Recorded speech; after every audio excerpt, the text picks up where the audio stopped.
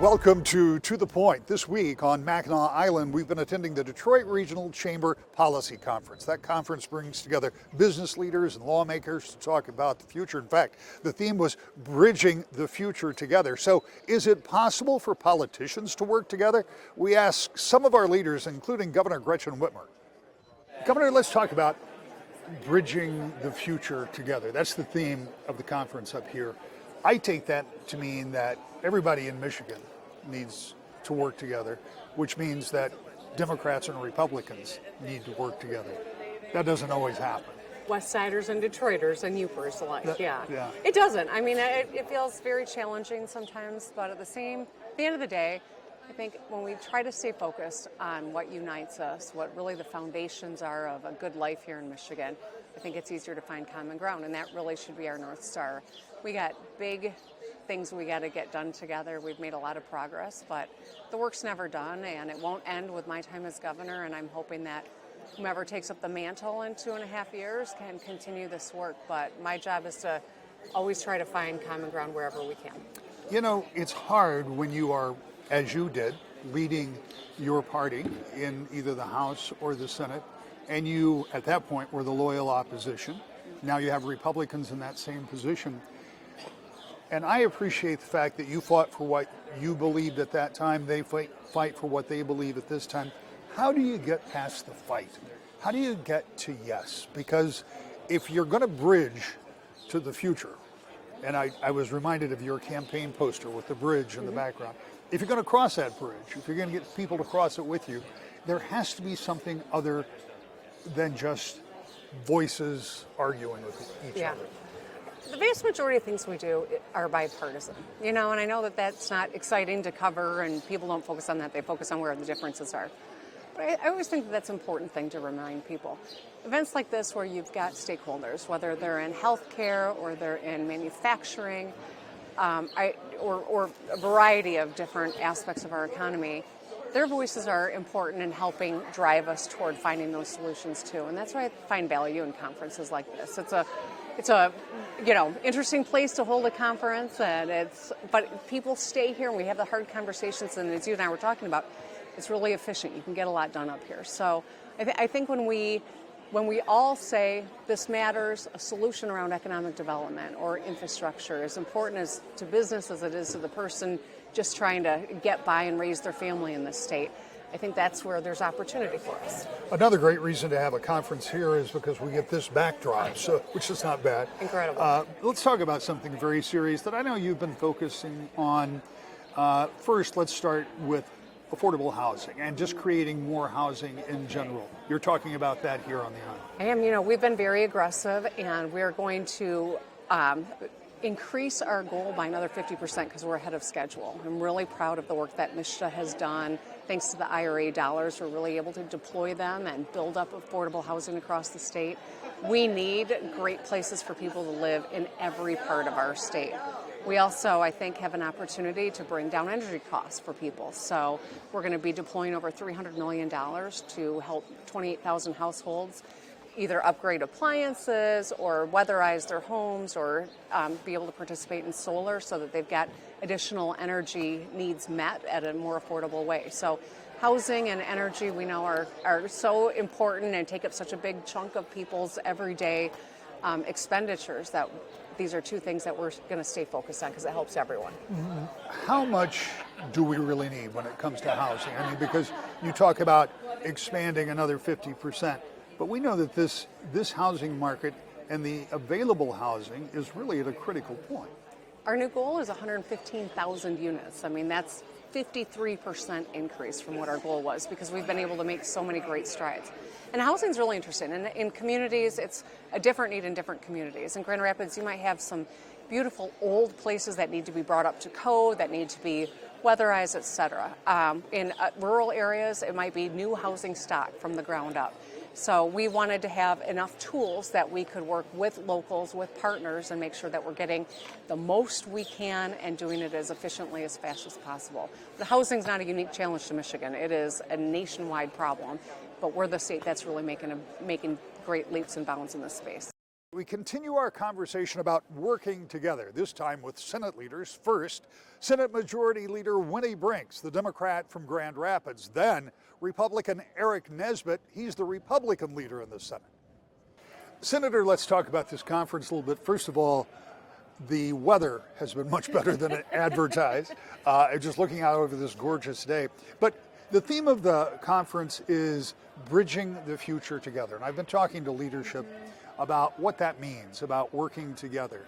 And we were kind of kidding before we started that if you're in the minority, you don't feel like you're being worked with. In the majority, you always feel like you're reaching out.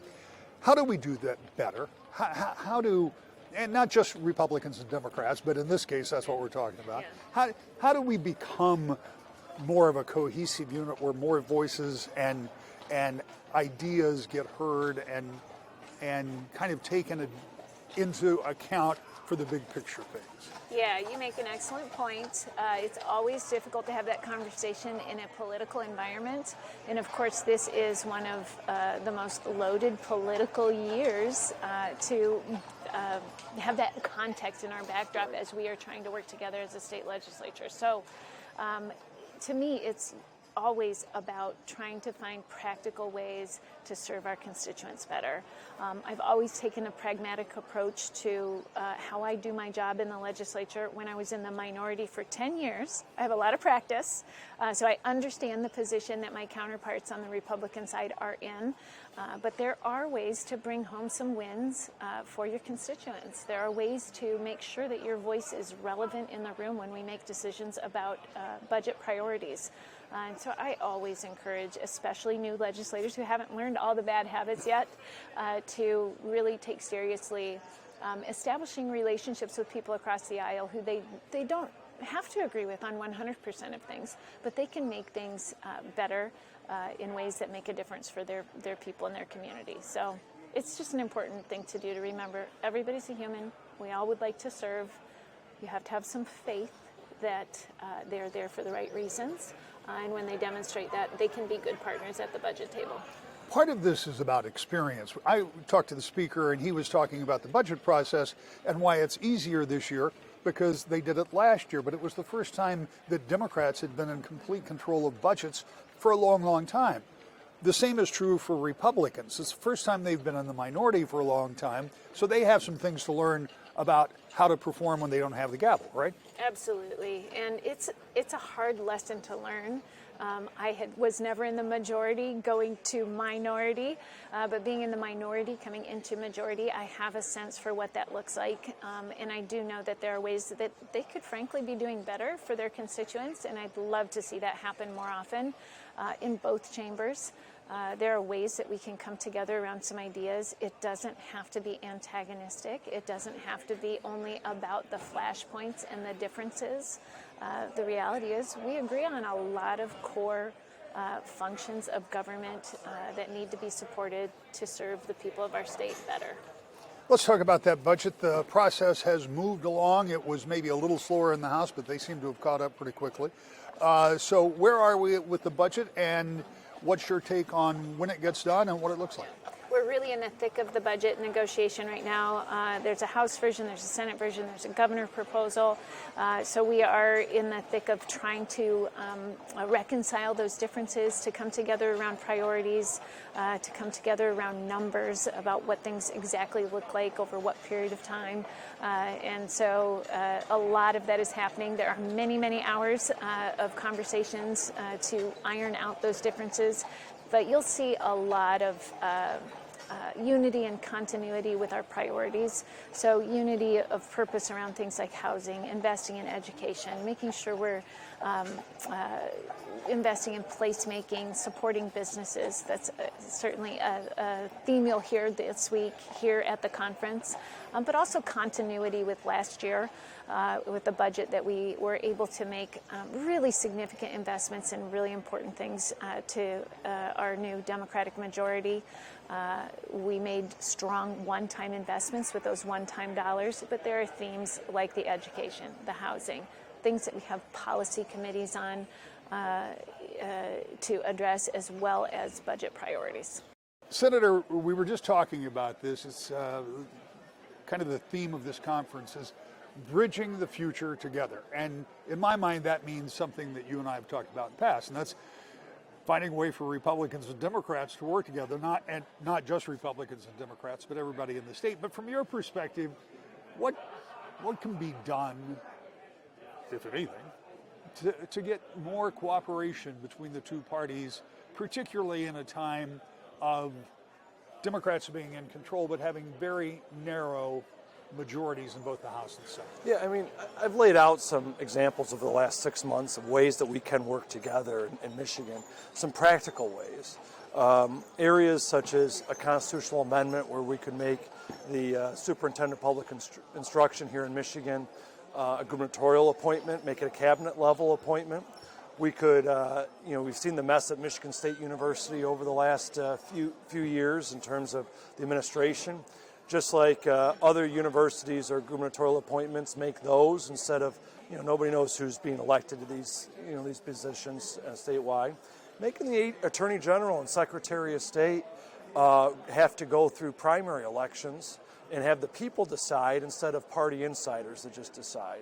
And so I've laid out some of these options. I've laid out ways that we can reform. It's a bipartisan bills on reforming how aggregates gets distracted here in Michigan, and saying that if we're serious about building our infrastructure, building our roads, that we do a statewide licensing, of it for sand and gravel mining. I've laid out areas on election reform that can be done in a bipartisan way. And unfortunately, over the last 6 months, the governor, Democrat majorities, these are nonpartisan issues that can be done in a bipartisan way, haven't been willing to take me up on those. And then over the last year and a half, you've seen them crush through the Democrat majority with Governor Whitmer, push through a progressive left-wing agenda that have resulted in not just the repeal of right to work and the implementation of the Green New Deal or the Green New Scam, whatever you want to call it, all done in a partisan way, but they also repealed accountability measures in schools, spend through a $9 billion budget surplus without significant investments in our roads and bridges here in Michigan. And then we started out the year with an income tax increase, a $700 million income tax increase on all working families and all small businesses in the state.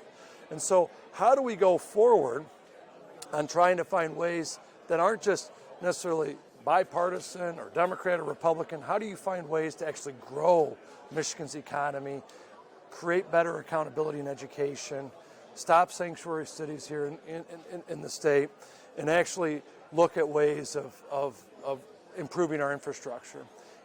But that takes leadership, and that takes building some trust. And unfortunately, Governor Whitmer and this Democratic majority isn't willing to accomplish or tackle some of these big issues.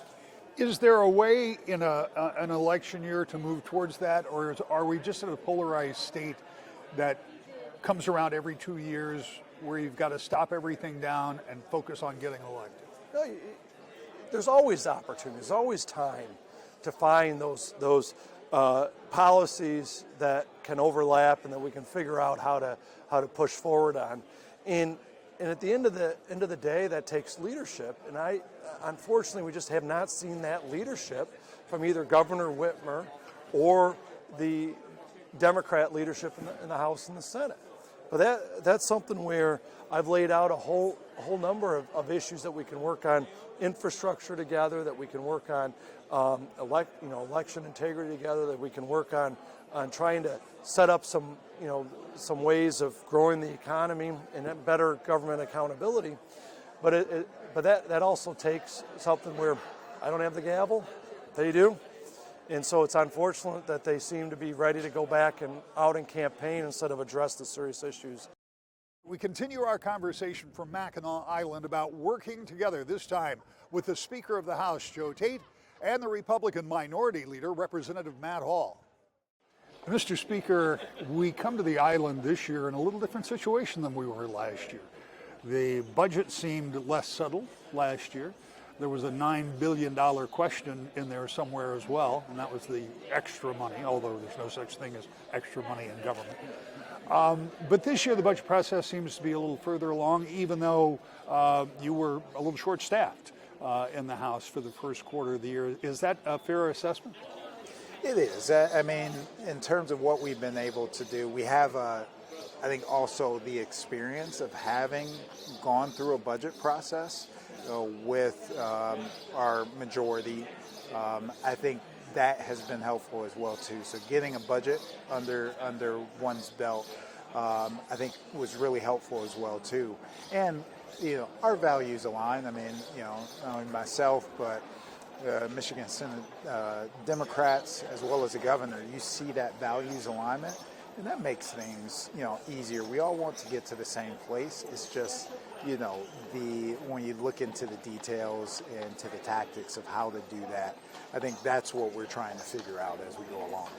I want to come back to something you said, that we all want to get to the same place. The theme of the conference is bridging the future together. Yes. And so when you talk about we want to get to the same place, and you talk about House Democrats and Senate Democrats and the Democratic governor, but at some point that whole together thing has to include Republicans and East Side and West Side and North and all of the parts of Michigan. The first quarter of this year, you were at a 54-54 tie, and there were some calls from the other side of the aisle about bipartisanship and working on things, and I appreciate some of that was calling for action, some of that was good theater. But what is the prospect of having more bipartisanship? Understanding you're in the majority, I get it. But is there a chance that you can develop more things where it's more inclusive? Because as I think about this conference, I mean, some of the big things that they want to do aren't going to be done with just Republicans or Democrats. It's going to take everybody. Of course. And I think from the beginning of this legislative session, I've been talking about, when we have bipartisan legislation, that's just better legislation at the end of the day. When we were at 54-54 for a time, with two of my caucus members, those seats being open, we still tried to work the process. So we were still trying to move legislation that was voted out of committee unanimously, or moving in that direction, just to continue to build that muscle memory of bipartisanship. And sometimes that worked, and sometimes the other side decided not to go in that direction. But at the end of the day, the Michigan residents want us to work together. And the majority of the bills that we do have, that we vote on, are bipartisan. And we want to continue that thing. We know that there are things in the budget that are bipartisan, and in a sense, so to speak, non-controversial. We know that economic development for a long time has been a bipartisan issue. We want to have jobs come into our community. We want to have private investment. We want businesses to build out. We know that housing should be a bipartisan issue. We want to build more housing units. We want to invest in workforce and affordable housing. So we're going to continue to push that. And obviously we're going to have our priority disagreements. We've seen that. But that should not stop the work of bipartisanship where we can work together. Let's talk for a minute about this conference. I know you've been up here and talking with folks, and the conference theme is about bridging the future together, talking about working together. You've had plenty to say about trying to work together during the first quarter of the year when the House was at 54-54. What is the prospect of being able to work together, Republicans, Democrats? It's not just that, but in this context, that's what we're talking about. Yeah, I mean, that would have been the perfect time when the body's tied to roll up our sleeves and work together. Unfortunately, the Democrat leader didn't want to do that. And I think next year you'll see a lot more working together when the Republicans take the House back and I'm the Speaker. I'll be the leader who brings the other side to the table and we start solving problems. And sometimes there's give and take. We can't just win 100%. There's give and take. But we have a lot of problems to solve. Our education system is failing our kids. You look at the governor's population report, which a year ago today was the anniversary of when it was announced there was going to be a population council, and they said 7 out of 10 kids can't read in 4th grade. 7 out of 10 kids are not proficient in math in 6th grade. we've got a lot of work to do, and it starts with more accountability and simpler ways to measure student performance and school performance, so parents then can see which schools are working and which aren't, and we as lawmakers can too. The presumption of Republicans winning the November elections may be a bit premature because there are so few really competitive districts. I mean, it's going to be a tough race out there, and state house races may be the most important thing on the battle when it comes to balance of power this year. That's right. So if the Republicans control the House, and I'm the Speaker, you know, right now the Democrats control every branch of government. It's the first time in 40 years. And so there isn't a lot of incentive for them to work together. They're trying to accomplish a historic agenda of pretty left-wing policy. And so what we're doing is we're trying to find spots. One was the research and development tax credit. You know, I led an effort to get that done in the House. I believe that we should be targeting the high-income jobs. And one of Michigan's great competitive advantages is our engineering and automotive. And so, you know, a tax credit to compete with other states and get more of that in our state will be good. So there are places where we work together, but I think a lot more of it is going to have to be with me as Speaker, where the Republicans have a lot more leverage, and then we can start working on solving education, or, you know, we want to see priorities in this budget. We want to see them look at the return on investment for taxpayers. You know, Governor Whitmer has some good ideas, right? You know, she wants to solve housing in the state. It's a little ironic we're in a state where we're declining in population, but we have a housing crisis. That's a little strange, but you know, we need to solve that. But we shouldn't do it by just tacking it on top of all the other spending and raising your taxes like they did when they raised the income tax this year. We'll win the House. We're going to do it. There's 4 districts across the state that Donald Trump won twice. There's another 10 districts that Donald Trump won in 2016. Tudor-Dixon lost to Whitmer by 11. Every time Trump's run in Michigan, it's been competitive. We're going to have a better environment, and we're going to start early. Donald Trump is embracing early voting and absentee voting. He's talking about how your vote will count, and there's going to be those watching the election integrity efforts. We're going to start early. We're going to target Republican voters, and we're going to encourage them to vote early and vote absentee. And I think that'll make the difference this time for the Republicans in the House. Quickly, in the time we have remaining, talk to me about where the budget is right now. We were talking just before we started, and you as Republicans not thrilled about where you think the budget is going. That's right. You know, last year we spent our entire state surplus, $9 billion. It was a record. Since Governor Whitmer's taken office, state spending has increased 46%. You know, there aren't many households in Michigan that can say the same. What we want to see in this budget is we want the Democrats to set priorities and to look at return on investment and start measuring programs and saying these ones work and these ones don't, and using criteria that we care about, not what the bureaucrats are using. So with the Detroit Regional Chamber's policy conference over and lawmakers and business leaders heading home, fanning out across the state, the conversation continues. So what will happen about bridging the future together?